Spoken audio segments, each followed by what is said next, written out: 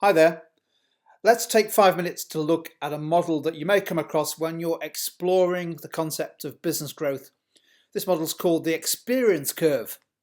And the basic idea behind this model, the experience curve, is that a business will achieve lower unit costs as it develops experience in production, as it develops expertise. And if you wanted to illustrate that graphically, I suppose that's how you do it. But the most important thing here is just to think about how it is, what is the connection between gaining experience and enjoying unit costs that are falling, a potential source of advantage.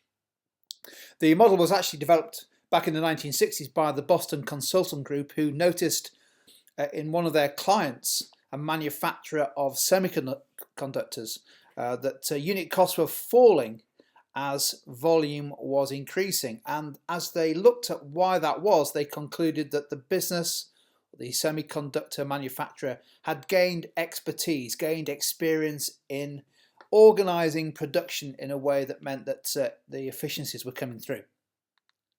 So why is this happening? Why might the experience curve happen?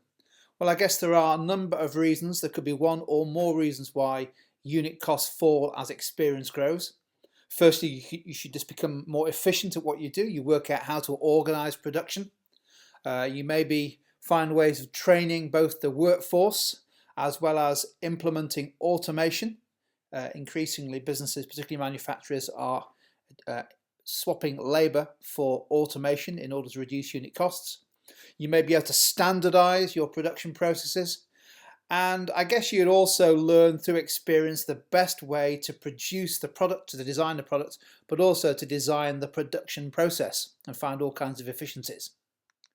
Now, if the experience curve is true, it potentially leads to some quite important cost advantages and therefore potentially competitive advantages. So the argument is that if a business has the best experience, it may be able to operate at a cost advantage and therefore be able to either offer a lower price than the competition or earn higher profit margins. Boston Consulting Group took their theory, took their insights, and basically concluded that the best strategy for a business was to try to have the highest market share and therefore turn experience into high market share, which in turn creates a barrier to competitors entering the market.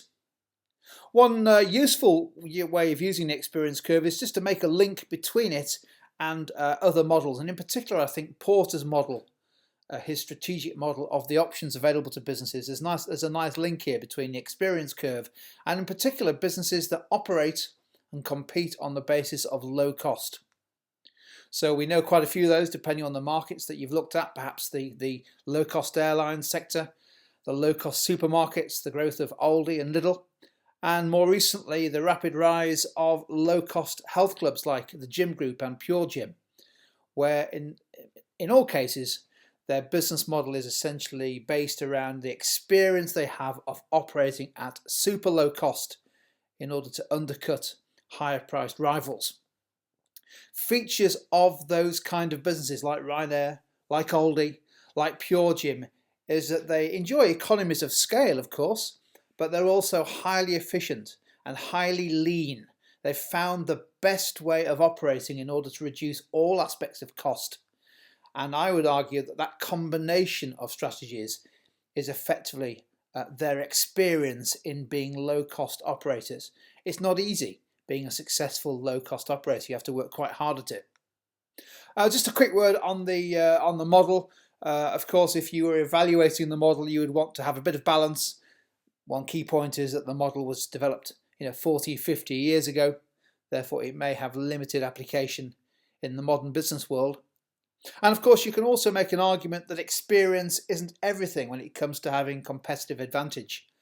There are plenty of examples of businesses over the years, like let's think of Kodak and Nokia, that had high market share, had leading market share, but they had quickly become complacent, perhaps as a result of their experience, their expertise, which maybe led to a loss of innovation and a resistance to make the kind of changes that you need to make in order to remain competitive.